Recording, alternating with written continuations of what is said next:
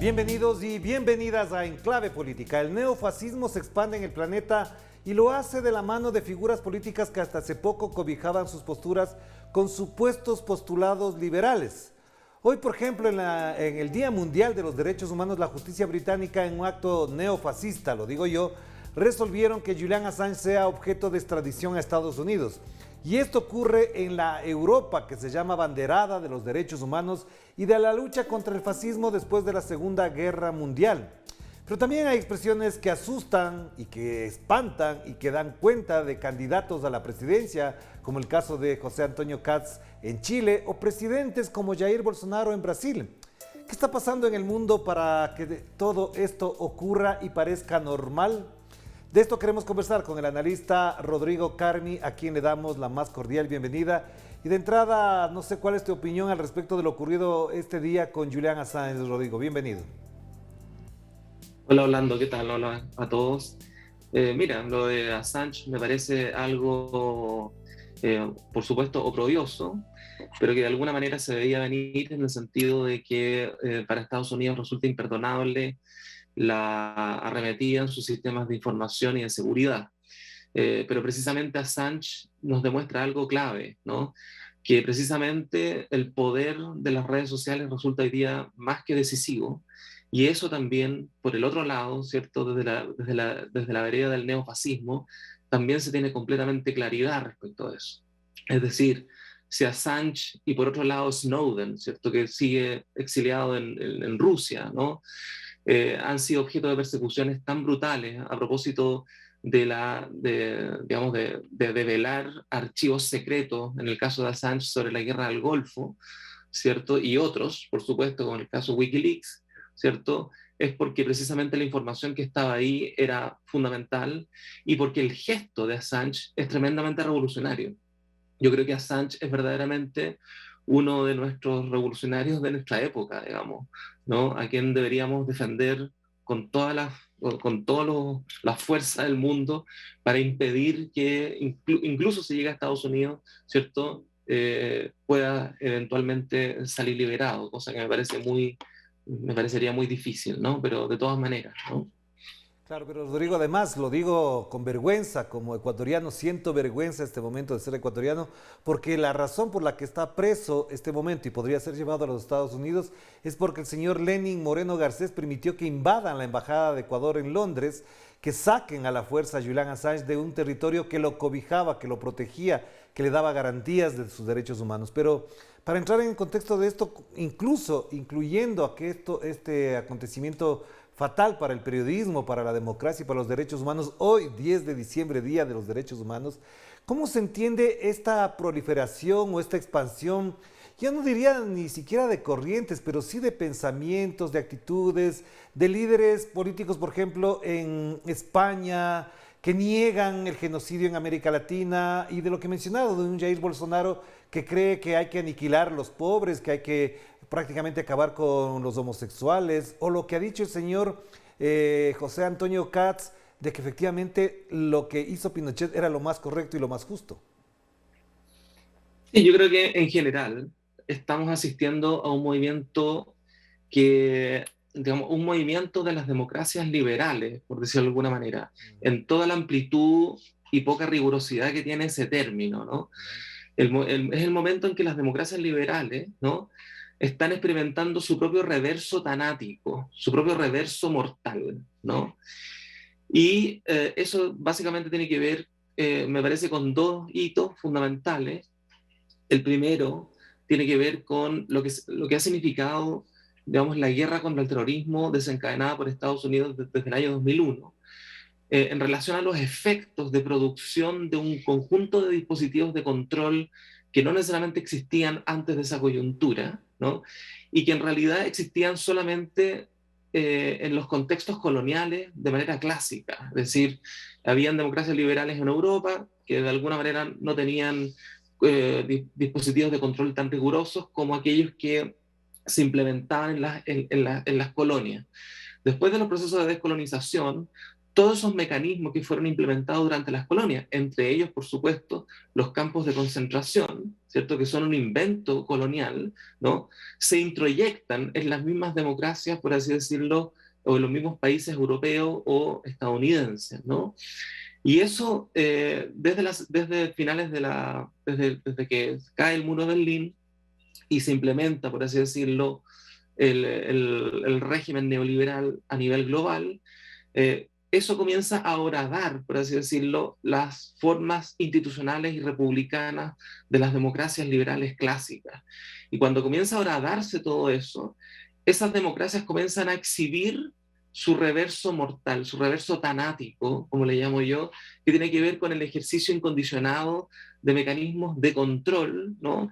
Con una hipertrofia del derecho. El derecho experimenta una hipertrofia cada vez más aguda, ¿no? O sea, por ejemplo, en el caso chileno, a propósito del momento de la revuelta de octubre de 2019, ¿cierto? A muchos presos se les implementó la ley de seguridad interior del Estado, ¿no? Incluso a un profesor, el profesor Roberto Campos, ¿cierto? Que se le implementó una ley muy severa simplemente por romper un torniquete del metro. Es decir, delitos que en la normalidad no resultan ser más transgresivos que una pequeña multa, ni siquiera cárcel, ¿no? En el contexto de la excepcionalidad permanente que imponen, ¿no?, el reverso tanático de las democracias, ¿cierto? Resulta ser una pena de seguridad interior del Estado o de ley antiterrorista, ¿no? Si también el derecho ha sido hipertrofiado en la actualidad, ¿no?, en función de toda esta lucha fantasmática que se está librando desde los atentados a las Torres Gemelas, que es contra el terrorismo, ¿no? Que no es un enemigo visible, sino que precisamente un enemigo invisible, y la misma manera sucedió respecto de el virus del COVID-19, cuando incluso ni siquiera Donald Trump en Estados Unidos, sino que el propio Joe Biden, una vez asumido, ¿no?, en la presidencia, sostuvo que era una guerra contra el virus. Es decir, la metáfora de la guerra no hay que pasarla por alto. Yo creo que hay que fijarse en el léxico que están usando todos nuestros gobernantes hoy día, ¿no?, en el ejercicio de la política. El combate a la delincuencia, el combate al virus, el combate a la pobreza, todo parece ser un combate. Y entonces, después de que todo es un combate en el campo simbólico, que si todo es un combate en el campo simbólico, significa que estamos envueltos en una guerra. ¿Y cuál es la política más fiel a la política de la guerra? ¿Cuál es la política más eficaz a la guerra? Precisamente el fascismo. Entonces, por eso no me sorprende la proliferación de fascismo, si precisamente han sido las propias democracias liberales, con sus mandatos de progresismo neoliberal, las que han introducido, ¿no?, el ejercicio de la política bajo el manto lexical, ¿cierto? Y fáctico, empírico, digamos, de la guerra, ¿no? Pero entonces ahí, Rodrigo, cabe también una pregunta porque parecería que en esta lógica que estás planteando y con la cual evidentemente estoy bastante de acuerdo, hay un elemento que es clave, es decir, hay una mediatización incluso de ese conservadurismo, de ese neoconservadurismo, que incluso anula ese otro paradigma que era el de la modernidad, el del progreso, de que todo avanzaba hacia un mundo mejor. Y parecería que el mundo mejor no les gusta a algunas élites. Entonces, esta mediatización, es decir, inocular, voy a utilizar ese término, en la conciencia de la gente la necesidad de la securitización, de que todos corremos riesgos, de que el miedo impera y por lo tanto quien nos va a salvar es un poder militar fuerte. ¿Es posible revertirlo? ¿Hasta dónde hay contrapesos, anticuerpos a toda esta corriente que de alguna manera se ha instalado en la mente de mucha gente? Sí, yo diría dos cosas. La primera es que efectivamente la proliferación de los neofascismos en la actualidad tiene que ver efectivamente con un avance importante de la movilización social y de los grupos, organizaciones sociales, ¿no?, a nivel global en un intento por contrarrestar las políticas neoliberales, ¿no? Los chalecos amarillos en Francia, las revueltas en Chile, en Colombia, las grandes manifestaciones que se han dado en Brasil contra Bolsonaro, por ejemplo, las mismas revueltas que tuvieron lugar durante el mandato de Donald Trump en Estados Unidos. Es decir, hay una proliferación de revueltas porque hay un momento de inflexión respecto del sistema neoliberal.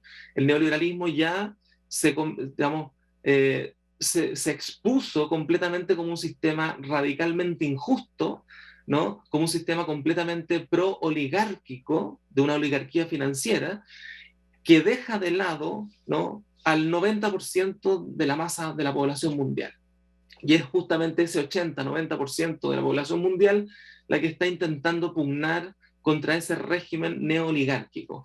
Cuando ese régimen neoligárquico pierde legitimidad y cuando queda, por lo tanto, expuesto, ¿no?, en la crudeza de su política, ¿no?, entonces aparecen estos movimientos neofascistas que, por un lado, intentan capitalizar el descontento antioligárquico, digamos, echándole la culpa a las élites, ¿no? Pero por otro lado, fortalece precisamente el mismo sistema, ¿cierto?, que sostiene a las mismas élites, en este caso el sistema del capital financiero y el régimen neoliberal que lo sostiene, ¿no? Y entonces diría que esos son los dos elementos, es decir, por un lado el avance de grandes movilizaciones sociales y por otro lado la emergencia a modo de una vanguardia de la oligarquía financiera mundial, de estas formas neofascistas que intentan apropiarse del poder, pero precisamente para contrarrestar, ¿cierto?, el avance, digamos, de la contestación antineoliberal que me parece que existe efectivamente en distintas partes del planeta. Hagamos la primera pausa, Rodrigo, y te invito para que en la segunda podamos abundar un poquito más en dos o tres elementos que están pendientes a propósito de lo que acabas de decir, que me parece muy importante destacarlo. Hagamos la pausa y enseguida volvemos con Rodrigo Carmi para analizar por qué este avance del neofascismo en nuestro planeta en pleno siglo XXI y ya entrados en la tercera década de este siglo. Vamos a la pausa.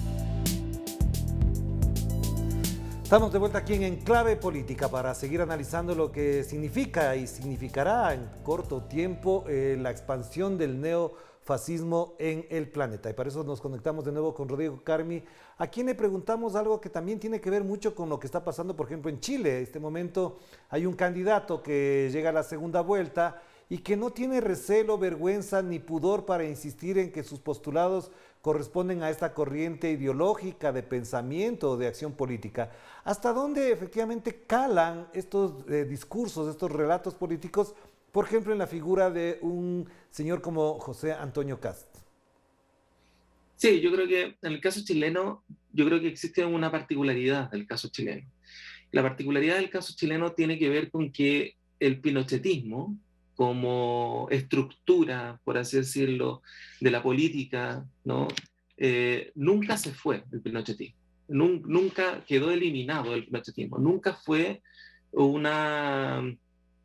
digamos, nunca fue parte del pasado, sino que siempre estuvo presente una y otra vez, ¿no?, durante los 30 años de transición a la democracia. La propia transición a la democracia transó con el pinochetismo. Por lo tanto, de alguna manera legitimó al pinochetismo, incluso los mismos próceres de la concertación, ¿cierto?, que de alguna manera se autocelebraban de manera muy complaciente de ser la democracia, ellos mismos trajeron de regreso a Pinochet cuando Pinochet estuvo preso en Londres a modo de reo, ¿no?, por parte del juez Garzón. Entonces el pinochetismo nunca dejó de estar en Chile.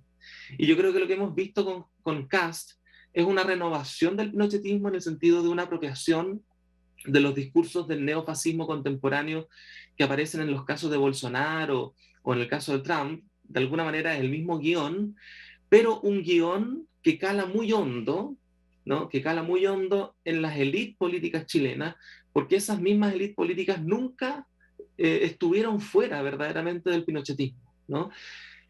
La diferencia de Kast, ¿no?, con Bolsonaro y Trump es que Kast no es un outsider, no es un personaje que viene de afuera de la élite política, sino que pertenece a la misma élite política y que hace un simulacro de irse de las coaliciones tradicionales el año 2017, ¿no? Cuando sale elegido Piñera precisamente, y después de irse de esa coalición se produce la coyuntura actual en que el piñerismo dentro de la derecha está agotado y entra Kast, digamos, con una fuerza bastante inusitada, reivindicando lo que él denomina la verdadera derecha, que es la derecha golpista del 1973, pero renovada bajo la forma del guión Bolsonaro o el guión Trump en la actualidad. Entonces, este es el problema de Chile. El problema de Chile es que, a diferencia de otras sociedades, Chile nunca salió del pinochetismo. El pinochetismo sigue siendo el fantasma que asedia a la política chilena, ¿no? Y yo creo que justamente la revuelta de octubre, ¿cierto? Y las transformaciones que se han venido dando a partir de la Convención Constitucional, por ejemplo, etcétera, son modos de quebrar, ¿no? Ese fantasma del pinochetismo, ¿no? Que precisamente hoy día ese fantasma recurre a su último recurso, porque la derecha política ha quedado en las últimas elecciones completamente, digamos, en el suelo, destruida. Es decir, la derecha política ha perdido el control del país, ¿no?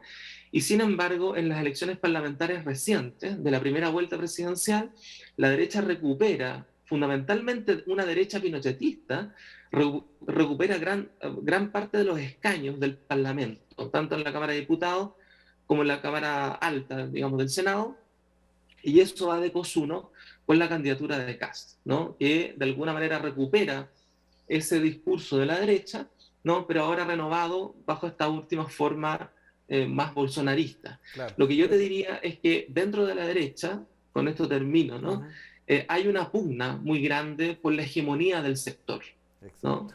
Y yo Ujú. creo que en esta primera pasada lo que ocurrió es que Kast le ganó, logró la apropiación del sector, la apropiación hegemónica del sector en contra del piñerismo, que quedó completamente expulsado, por así decirlo, quedó completamente subsumido, ¿no? A la nueva formulación de la derecha. Ahora, una cosa que es muy importante también considerar es que con la era Donald Trump, buena parte de esos líderes, voceros y movimientos, actores, medios de comunicación, fueron estimulados en esa lógica neofascista, porque vieron en él en el amparo para que pueda proliferar todo esto. Pero también ahí te preguntaría algo que es muy importante, ¿hasta dónde ha sido mínima y prácticamente tibia o timorata la actitud de los que se llaman demócratas, de los liberales auténticos, del progresismo mundial? Porque vemos que para desenmascararlo a veces incluso tienen temor, para acusarlo de cosas reales, concretas, tienen miedo, y en otras con su silencio legitiman esa proliferación. Lo estamos viendo, por ejemplo, en España con lo que pasa con el Partido Socialista Obrero Español, que al neofascismo español prácticamente lo tiene a sus puertas. Sí, yo te diría que uno de los errores permanentes y repetitivos de las izquierdas y del progresismo, y esto ya está presente, digamos, en la escena previa a la Segunda Guerra Mundial, cuando asume Hitler el poder en Alemania, ¿no? La actitud de las izquierdas siempre ha sido una actitud racionalista y la puesta en juego de un cierto pastorado educativo frente a las masas.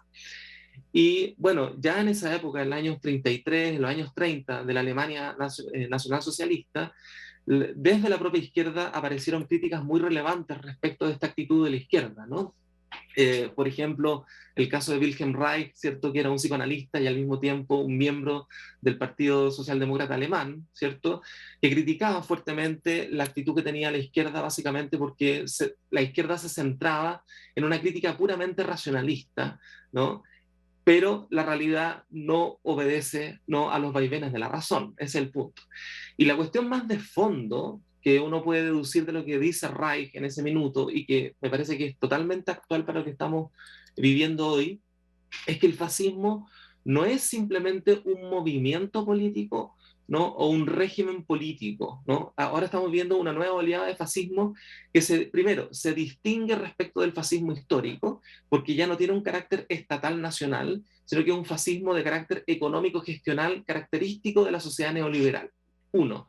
Dos, el fascismo en ese sentido no es simplemente un movimiento, sino que es sobre todo un dispositivo, ¿ya? Afectivo, afectivo, de afecto, moviliza afectos. Y el problema es que si tú tratas de combatir la movilización de afectos a través de la razón, ¿no? Esa movilización de afectos, ¿no? Digamos, sigue su curso, ¿no? No va a poder ser detenida. Entonces, al contrario, las izquierdas tienen que encontrar una fórmula que en vez de restringir los afectos, como hace el fascismo, de clausurar los afectos, como hace el fascismo, y dirigirlos exclusivamente al objeto de odio, ¿ya? Por ejemplo, el migrante, el enemigo, el virus, etc. ¿No? Lo que hace el fascismo es administrar el afecto y dirigirlo a un objeto de odio que es siempre exterior a ellos mismos, ¿no? Y por lo tanto, lo que ellos hacen es fundar una comunidad de separación, ¿no? Nosotros somos una comunidad pura que está totalmente separada de los otros, de los migrantes, de los negros, de los chinos, de los árabes, de lo que fuera, ¿sí? Ahora, lo que la izquierda tendría que hacer frente a este punto es reerotizar el campo social y por lo tanto abrir los afectos, ¿cierto?, en medio de la política fascista que trata de restringir los afectos. Me parece que en la primera vuelta presidencial de Chile, la izquierda me parece que cometió el error de no abrir los afectos y de alguna manera moderarse demasiado, ¿no? Cuestión que no le trajo ninguna rentabilidad electoral, porque los votos que ganó Gabriel Boric en la primera vuelta casi son prácticamente los mismos con los que en la coalición que él representa, ¿no? Tenía los mismos votos, que son alrededor de 1.700.000 votos, ¿no? Lo que ha ocurrido ahora, en cambio, es que, claro, la campaña se aceleró, introdujo una serie de cambios, ¿no? Pero sobre todo, yo tengo la impresión que, digamos, renació la movilización popular, ¿no?, frente a la posibilidad de que Kast y el pinochetismo, ¿no?, se vuelvan a tomar el país. Yo creo que el pueblo de Chile, por más, de alguna manera, por más, por así decirlo, impredecible que sea muchos de sus movimientos, me parece que ha comenzado una movilización interesante contra la posibilidad de que José Antonio Kast sea efectivamente elegido presidente y la derecha se mantenga por 4 años más en el poder. Entonces yo creo que lo interesante acá es si esa erotización de la sociedad chilena que ha tenido lugar ahora con la campaña de Boric, en esta segunda parte de la campaña, va a ser capaz efectivamente de derrotar a Kast en las urnas el día 19 de diciembre. Claro. Esta es la cuestión políticamente clave, ¿no? Claro que sí. Entonces, Se nos fue el tiempo, Rodrigo, lastimosamente, pero por supuesto, sustanciosamente ha sido importante lo que has dicho y creo que es además un debate abierto que requiere además una reflexión más a fondo conforme vayan avanzando incluso los procesos políticos y veamos qué pasa el 19 de diciembre en Chile además. Te mando un abrazo, Rodrigo. solamente Sí, quería claro. comentarte una última cosa, ¿no? Sí. Mira, básicamente la erotización de la sociedad tiene que ver en un contexto de lucha con abrir el campo de la rabia. La rabia siempre pone en juego el quiebre de un principio de justicia y aboga por un principio de justicia. En cambio, el odio, que es la estrategia afectiva fascista, no aboga por un principio de justicia, sino por un principio de destrucción, ¿no? Yo creo que hay que mantener la rabia en el pueblo, ¿no? Y el pueblo de alguna manera ha mantenido la rabia, ¿cierto? Y me parece que esa movilización puede traer buenos resultados eventuales, ojalá, ¿cierto?, para el próximo 19 de diciembre. Muchas gracias a ti y muchas gracias a todos. Gracias a Rodrigo Carmen, importante el tema, además hoy día 10 de diciembre, Día Mundial de los Derechos Humanos, con el dolor además, duro, fuerte, un golpe duro al periodismo, a los derechos humanos, a los luchadores por la libertad, con lo que ha decidido la justicia británica de aprobar una extradición a Estados Unidos a Julian Assange. Lo dijeron los grandes líderes demócratas de Gran Bretaña durante 4 años, no habría extradición, no hay motivo para extradición y el día de hoy les han cambiado el libreto. Así es. Nos despedimos. Cuídense mucho. Que pasen bien. Chao, chao.